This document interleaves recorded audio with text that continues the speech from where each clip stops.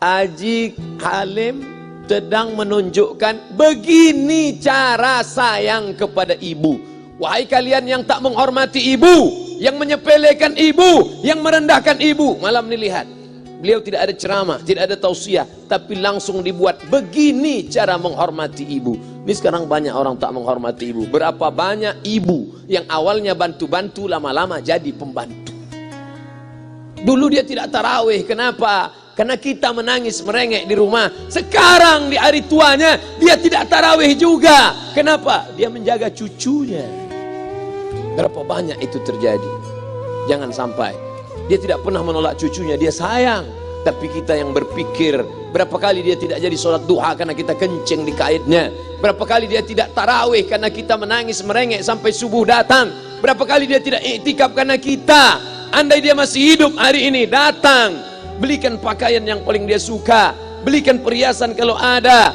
Andai tidak cium tangannya, tapi yang sudah meninggal dunia, jangan lupa kau doakan, Rabbil firli wali walidayya warhamhuma kama rabbayani saghira. Berdoa pun kau tak mau, apalagi yang akan kau bawa menghadap Allah SWT. Meregang nyawa dia melahirkan engkau, 9 bulan 10 hari kau menumpang di perutnya, 2 tahun kau menyusu, melahirkan, menetes darahnya dalam badanmu. Andai kau gendong dia dari Palembang, jangan sebut Palembang lah Pak Ustaz, dari Pekanbaru Riau, kau gendong dia sampai ke Makkah, kembali lagi, belum tentu dapat menebus satu teriakannya saat melahirkanmu. Lalu apa yang bisa kau lakukan? Datang seorang ibu pergi ke tempat servis HP. Nak, tolong anak lihatkan HP saya rusak kayaknya. Dia periksa, ini nggak rusak bu. Terus memang anak ibu nggak nelpon. Kenapa kau tidak telepon? Datang dia ke rumah anaknya. Nah, ibu nggak ada uang mau buka puasa, bisa minjam 100.000. Apa kata si anak? Sebentar ya ma, aku tanya istriku dulu. Ini Ustadz dapat dari mana? Ada yang kirim WA grup. Jadikan ibumu seperti raja, maka rezekimu akan diberikan Allah seperti rezeki raja-raja. Bukan hadis, dapat dari grup WA. Ini ibu minta terus sholat tarawih, tapi sang anak sudah tidak bisa. Aku mau hentikan saja sholat tarawih ini, karena mau buat tenda ini tidak bisa, tiangnya bambu, sudah bocor. Kita stop saja sholat tarawih bersama ini. Apa kata si ibu? Buatlah sholat tarawih terus, nanti Allah akan berikan engkau gedung yang besar. Dengan gedung besar itu kau akan tetap sholat tarawih. Mana gedung besar itu? Inilah dia gedung besar. Langsung dikabulkan Allah Subhanahu wa ta'ala. Karena setelah Allah langsung orang tua. Wa qadha rabbuka alla ta'budu illa iyyah. Allah sudah wajibkan engkau menyembah Allah. Setelah Allah, wa bil walidaini ihsana. Kedua orang tua. Jangan kau lawan ibumu. Kayak anak-anakku, jangan kau lawan ibumu. Karena kau lawan ibumu, kau tak pernah mencium kebahagiaan. Walaupun hartamu banyak, kau akan berenang dalam air mata penderitaan sampai kematian datang. Ada pezina hidup di dunia senang, ada pecandu narkoba hidup di dunia senang, tapi orang yang durhaka tetap dapat dosanya dibalas Allah di akhirat. Di dunia coba dapat. Ustaz, kalau di akhirat dapat, di dunia dapat, untuk apa lagi di dunia? Yang di dunia itu DP-nya. Nanti di akhirat akan kau dapatkan cash-nya. Oleh sebab itu jangan main-main dengan ibu. Datang seorang laki-laki, ya Rasulullah, izinkan aku mati syahid. Karena orang yang mati syahid itu tidak akan merasakan sakratul maut illa kal qars, seperti cubitan pada tangan. Izinkan aku mati syahid, karena kalau aku mati syahid tidak akan ada azab kubur. Izinkan aku mati syahid, karena kalau aku mati syahid tidak akan ada hisab, langsung masuk surga. Nabi bertanya, alaka min ummin, ibumu masih hidup? Ibumu ada di rumah? Ya. Ilzam rijlaiha fathammal jannah, urus tapak kakinya, akan kau dapati surga di sana. Tak perlu kau mati syahid, tapak kakinya kau urus, kau dapati surga di sana. Kalau tapak kakinya kau urus dapat surga, apalagi kau urus kepalanya, apalagi kau urus badannya. Pulang dari sini, urus ibumu, mandikan dia, belikan pakaian yang baik, cari makanan kesukaannya. Kalau dia sudah meninggal, maka kau datang ke sana, langsung dapat tisu. Bapak Ibu yang dimuliakan Allah Subhanahu wa taala. Ini Ustadz suaranya menggelegar nih, marah apa? Enggak, saya tak marah. Terus dikasih Haji Halim buka nasi kuning tadi, makanya suara menggelegar. Dimasukkan Pak Kapolda daging sama ayam 3. Masya Allah, ini kari Palembang nih Pak Ustaz.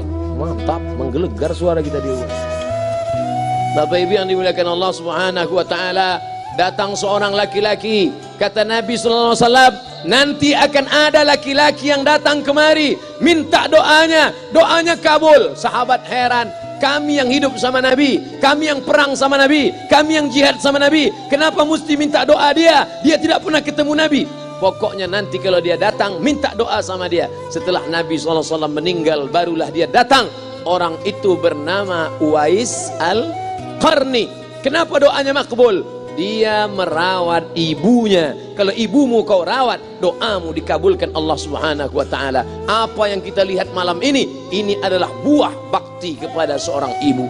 Ya Rasulullah, man ahaqqun nas bi husni sahabati? Siapa yang paling layak mendapatkan baktiku? Ummuka. Siapa lagi? Ummuka. Siapa lagi? Ummuka. Ibumu, ibumu, ibumu. Summa man? Siapa lagi? Abuka. Kami, Ustadz, Jenderal Bintang 5, alim ulama, kami hanya dapat 1, sedangkan kalian ibu dapat 3. Ibumu, ibumu, ibumu. Kenapa ibu dapat 3? Karena ibu bisa melakukan 3. Ibu mengandung, ibu melahirkan, ibu menyusukan. Kalau bapak mau dapat 3, coba yang 3 ini. Pulang dari sini, pergi ke tempat jual kelapa muda, beli 1. Jangan dibelah, ikat di perut 9 bulan 10 hari.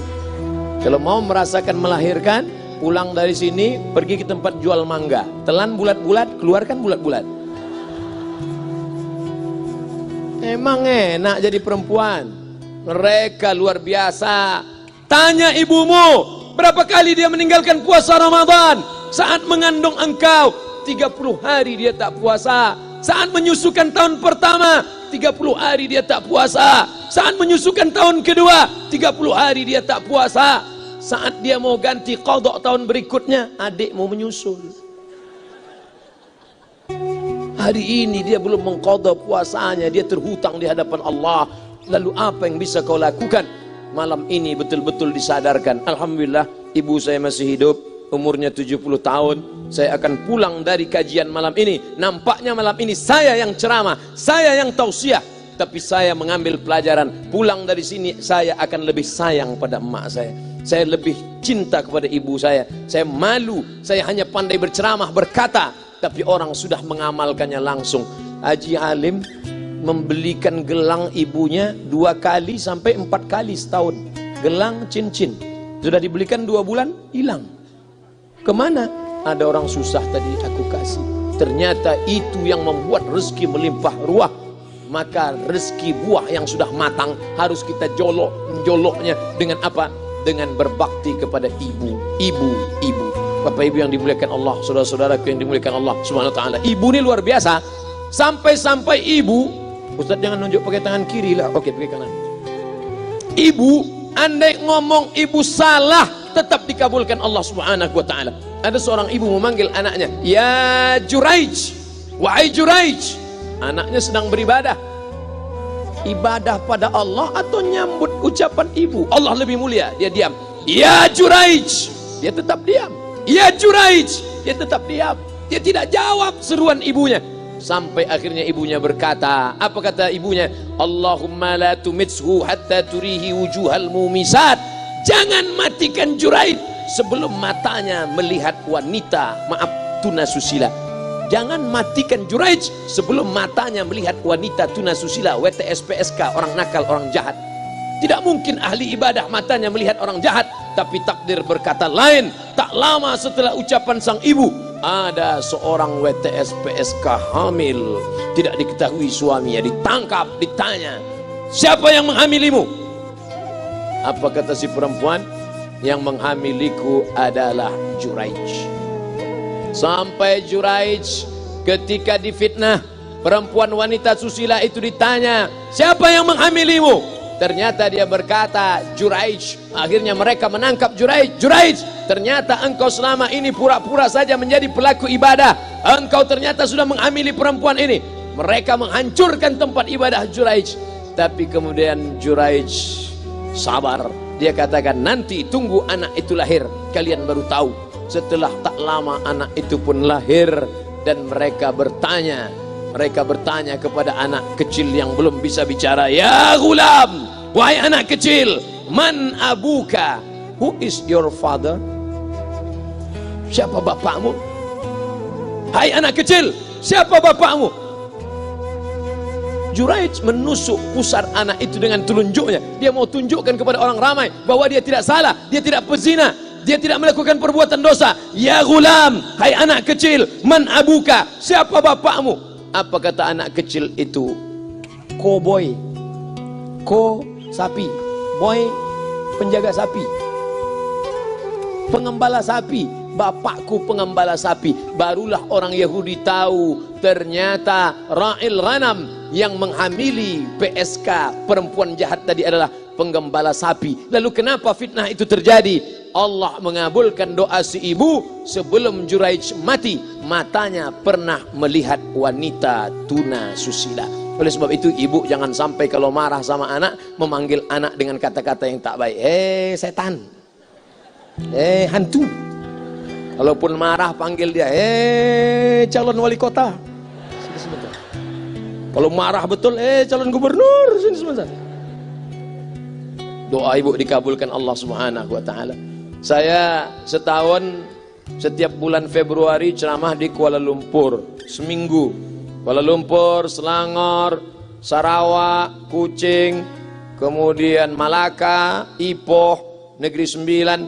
Ketika saya tausiah datang ibu-ibu makcik Malaysia. Assalamualaikum. Waalaikumsalam. Ustaz Somad. Ya. Saya nak jumpa dengan emak Ustaz. Loh, ngapa jumpa emak saya? Jumpa saya lah. Ustaz pasti dididik oleh seorang ibu. Saya ingin jumpa ibu Ustaz. Saya sangka dia mau jumpa saya. Ternyata ibu di tengah para habaib, diambil diri seorang profesor, dibalik diri seorang gubernur, wali kota, kapolda. Di dalam diri mereka ini adalah orang-orang luar biasa, tapi dilahirkan oleh perempuan-perempuan yang super luar biasa. Betul? Mereka ini semua dibesarkan perempuan. Makanya ada ungkapan al-jannatu tahta aqdamil ummahat, surga di bawah telapak kaki ibu. Tapi ada yang mengatakan itu dulu Pak Ustadz, sekarang sudah berubah, surga di bawah telapak kaki babysitter. Karena banyak yang menitipkan anaknya kepada penitipan anak. Jangan Bu, walaupun kau wanita karir, tidak seberapa itu, tidak dapat kau tebus kehilangan masa-masa manja mereka dengan pendidikan. Ini banyak ibu-ibu sekarang sudah tidak lagi mengurus anaknya. Padahal 6 tahun pertama, the golden age, usia emas, ibu harus ikat hubungan emosional dengan anak. 2 tahun pertama, susukan. 2 tahun kedua, lompat-lompat, lari-lari, lucu-lucu. 2 tahun ketiga, mulai menghafal surat-surat pendek. Umur 7 tahun, baru dia sholat. Begitu. Sekarang banyak. 2 tahun pertama, dia titipkan ke Al-Baqarah, sapi betina. 2 tahun kedua, dia titipkan ke PAUD dan BUUD. 2 tahun ketiga, dia titipkan ke TK.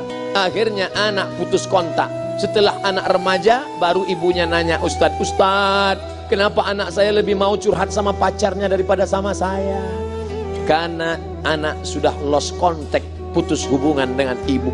Itulah yang dulu dikejar dengan wanita karir. Pergi pagi, pulang petang, peras keringat, banting tulang, tunggang langgang, lintang pukang. Tak dapat kau tebus dengan apapun. Oleh sebab itu, kalau kau sayang kepada mereka, besarkan mereka. Nanti setelah dia SMP, kau tetap bisa berkarir, tetap bisa apapun. Tapi usia emas ini tetap jaga mereka. Di balik anak-anak yang luar biasa, ada ibu yang luar biasa. Di mana letak ibu luar biasa itu? Inilah dia, ibu-ibu semua insya Allah. Amin.